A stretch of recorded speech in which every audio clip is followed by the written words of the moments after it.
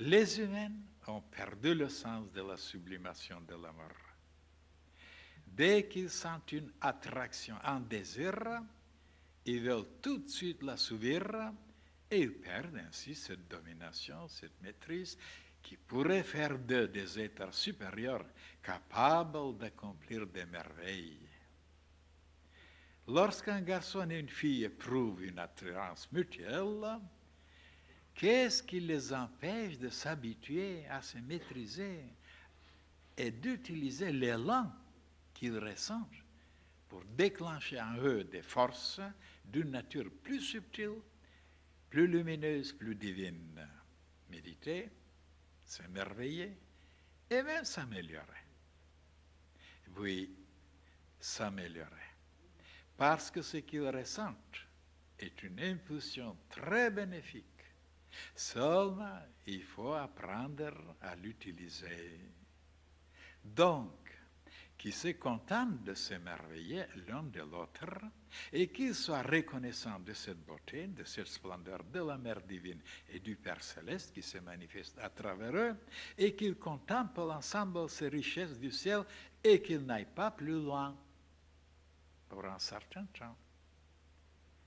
S'ils réussissent à le faire, ils connaîtront des états de conscience extraordinaires, inconnus, indescriptibles.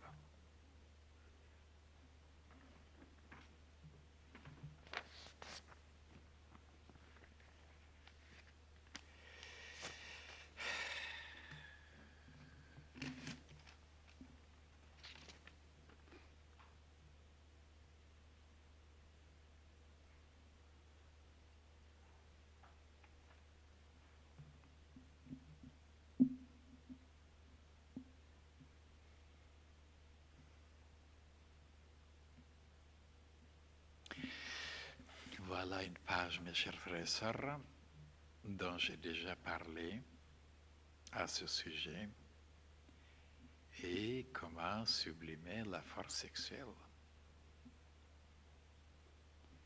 Et je vous ai expliqué comment on l'appelait au Tibet, aux Indes, on l'appelait Tantra Yoga.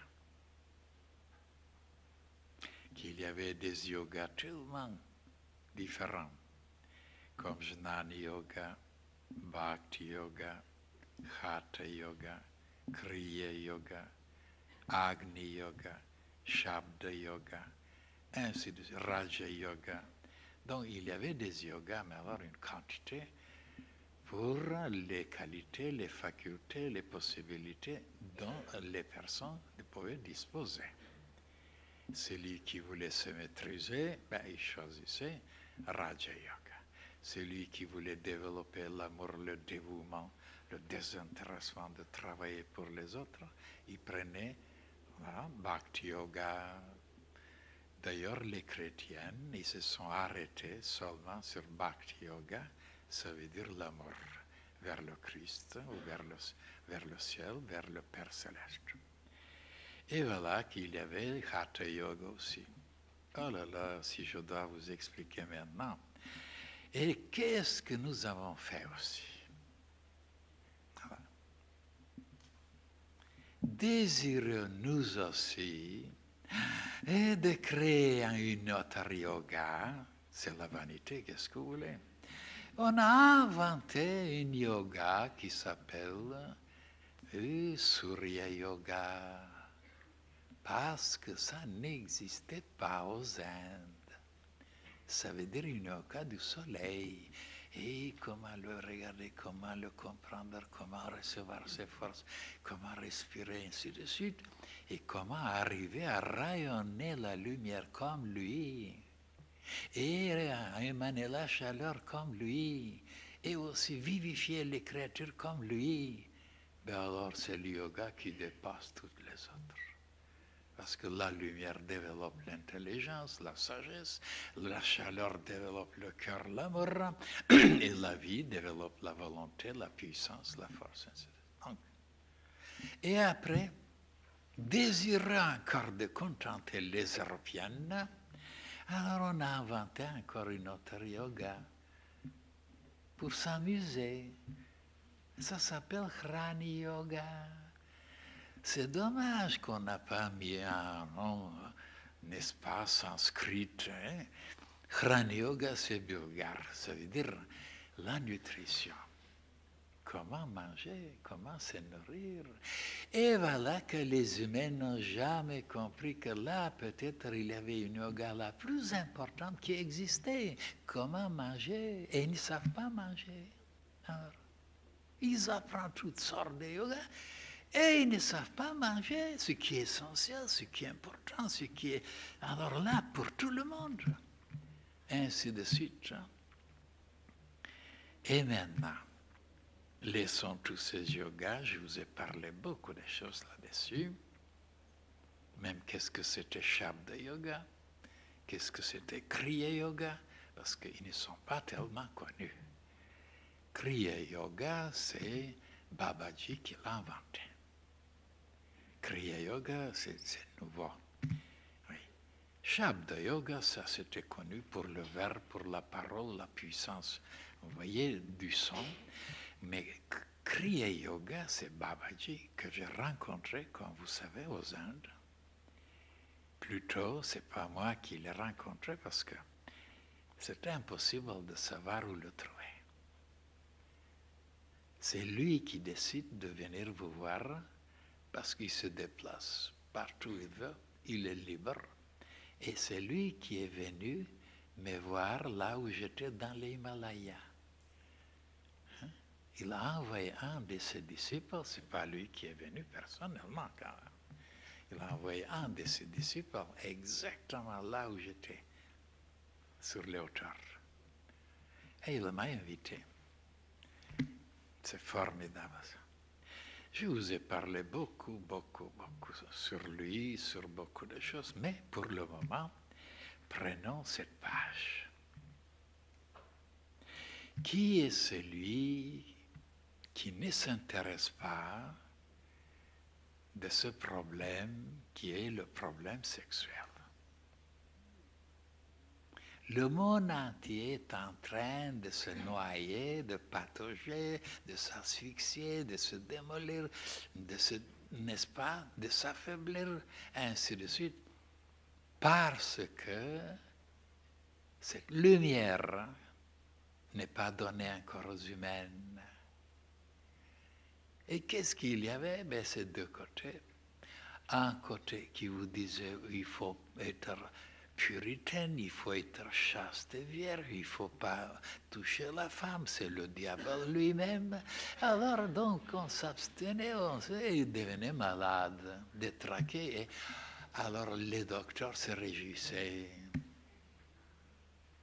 Et d'un autre côté, maintenant, il faut déclencher, il faut laisser marcher, il faut s'adonner, il faut complètement se plonger dans cette affaire. Et maintenant, regardez le monde entier là. Il n'y a plus de règles, de lois, des choses sacrées, de prescriptions. Il faut complètement se laisser aller, connaître les profondeurs de l'enfer et se désagréger et mourir. Et moi, je vous ai parlé longtemps là-dessus, que tous les deux côtés étaient mauvais. Ni la première, ni la deuxième. Et je vous ai donné une troisième méthode parmi les meilleures. De toujours aimer, mais de savoir comment aimer. Jour et nuit sans arrêt d'aimer. De ne jamais s'abstenir.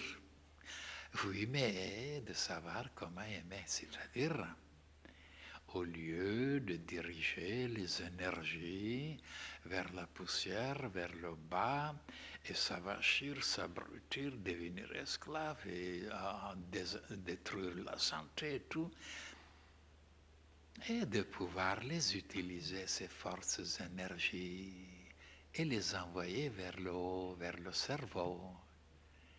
Comme quand je vous ai parlé de la force Kundalini et le serpent Kundalini, qui était la force forte de toutes les forces, et qui se trouvait à coccyx, en bas de la colonne vertébrale, et qu'il était enroulé, le serpent, et il était en sommeil.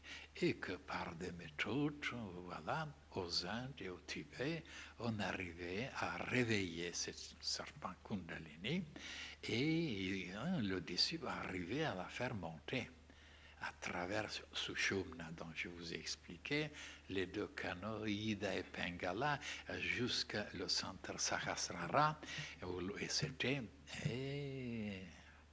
Shiva. Shiva habitait là. Alors, donc, le côté féminin, Kundalini, c'était le principe féminin, et qui montait jusqu'à le principe masculin, Shiva. Et ce qui est extraordinaire aussi, je vous ai expliqué, que le principe féminin, en général, ne bouge pas, il reste, il attend le principe masculin de se débrouiller, de venir le chercher, ainsi de suite, lui faire la cour et tout le reste. Tandis qu'ici, c'était le contraire. C'était le principe féminin qui se déplaçait comme une espèce de feu, et c'est le principe masculin qui était immobile, qui ne bougeait pas. Hein? Shiva ne bougeait pas. Et voilà qu'on l'appelle le destructeur, Shiva. L'intelligence humaine, c'est la destructrice de tout, qui démolit.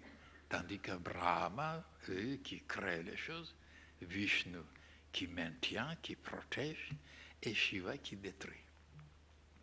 Alors c'était le contraire. Lui, il était immobile et le principe féminin était mobile. Tout ça, laissons maintenant tout ça.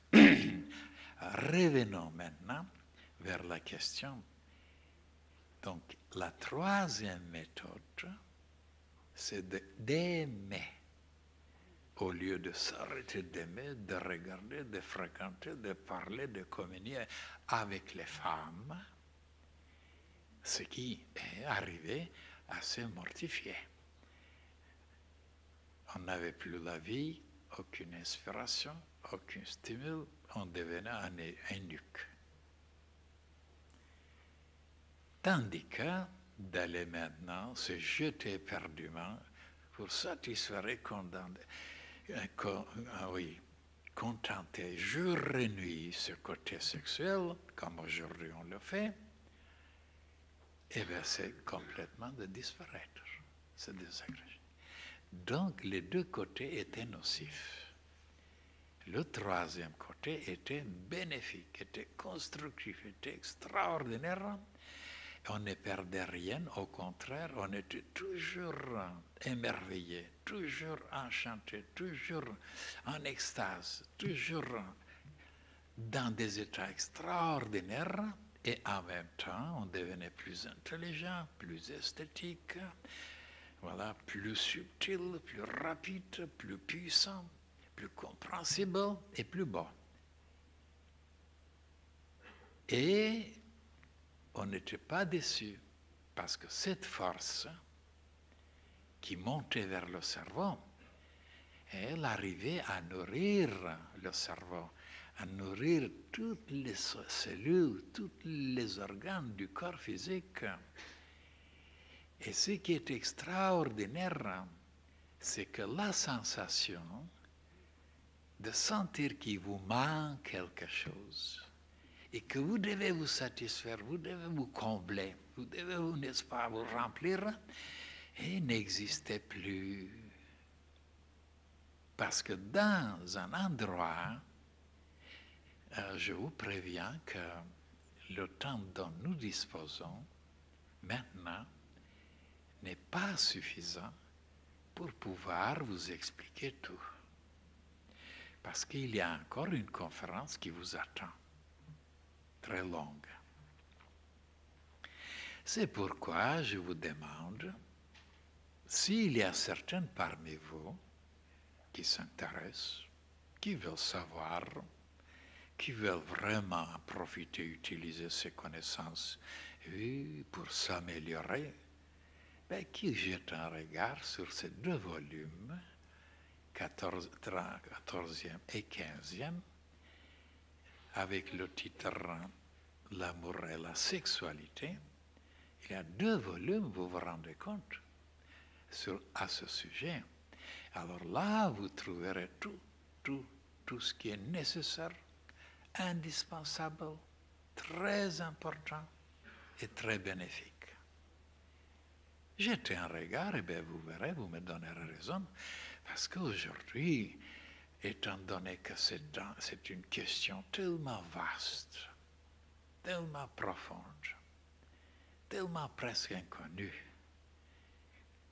que je ne peux pas vous l'expliquer. Comme je vous disais, malgré la quantité de livres qui existent dans le monde entier, écrits par des érudits, par des savants, par des docteurs. Et oui, mais qu'est-ce qu'il vous conseille dans ce domaine?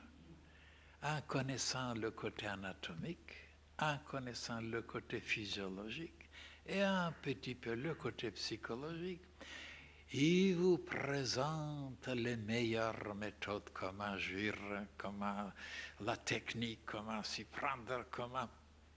Alors, pour pouvoir encore descendre profondément dans le plan astral, qui ne connaissent pas ni les habitants, ni les indésirables, ni les entités qui viendront les grignoter. Alors, il vous explique comment agir, comment prendre vos plaisirs, mais alors comme il faut. Et moi, je vous disais, ceux qui ne connaissent pas, et moi, je le connais. Et qu'est-ce qu'ils ne connaissent pas? Ben, le côté énergétique, le côté émanation, les côtés spirituels, ça veut dire toutes ces forces, toutes ces énergies que les 2 projettent dans l'espace. Ben oui, s'en vont ces forces. De quelle nature ils sont, ces forces, ces énergies? Est-ce qu'ils sont en train de créer ou de démolir, de détruire? Alors, comme ils ne connaissent rien de tout ça parce que ce n'est pas visible, eh bien, c'est le côté essentiel qu'ils ignorent. Et c'est le côté le plus important de savoir qu'est-ce qui provoque ces forces, ces puissances qui s'échappent pendant qu'ils sont en train de se faire guili-guili. Ben voilà, donc, eux, ils doivent apprendre. Oui, ce n'est pas le côté seulement anatomique et physiologique qui compte ici. Moi, je ne connais rien dans ce domaine-là. Mais alors, absolument rien. Même avant-hier, je vous disais, je ne sais pas où est le foie. Je pense qu'il est ici. Et la rate, sûrement, elle est ici. Et je vous disais que de temps en temps, mon cœur tombe dans mon ventre. Je ne connais rien. Et eux, ils connaissent tout. Et voilà qu'on est en train de se démolir. Hein? Regardez maintenant les jeunes garçons et les jeunes filles qui font ça avec la pilule jour et nuit. Rien ne les retient. Allez les observer quelque temps après. Quel est leur regard, leur sourire, la couleur de la peau, leur démarche, leurs gestes, le timbre de la voix, et comment elle s'exprime, comment elle vit, dans quelle direction. Et si vous êtes un observateur, si vous sentez les choses, si vous avez cette intuition, vous verrez qu'ils sont en train de s'enlaidir, de dégringoler. Et voilà les aveugles qui ne voient rien du tout. Il faut se satisfaire, il faut manger, il faut boire. Oui, mais ils ne savent pas que pour pouvoir avoir ce prix, il faut payer quelque chose. Il y a une loi dans la nature. Il faut payer, il y a une matière qui brûle quelque part. Ben non, il ne va pas. Il n'y a rien. On peut avoir tous les plaisirs sur la terre. On ne paiera rien du tout. Regardez leur ignorance. Et s'ils étudiaient mieux, ils auraient compris que ça se paye. Et avec quoi ça se paye? Oh là là, avec les choses les plus subtiles qui existent dans l'être humain, les plus précieuses, les plus lumineuses, les plus bénéfiques, les plus belles. Et on dépouille de ça pour avoir certaines émotions, certaines sensations qui sont après vite oubliées, ou peut-être jamais oubliées, mais alors qui n'apportent pas ce qu'on souhaite. La plénitude, le bonheur, la joie, l'enthousiasme. Au contraire, ça vous amène à être toujours déçu, et toujours malheureux, et toujours dans le vide, toujours de chercher encore et encore et encore, et de ne jamais trouver ce qu'on souhaite. La plénitude, la paix, la lumière.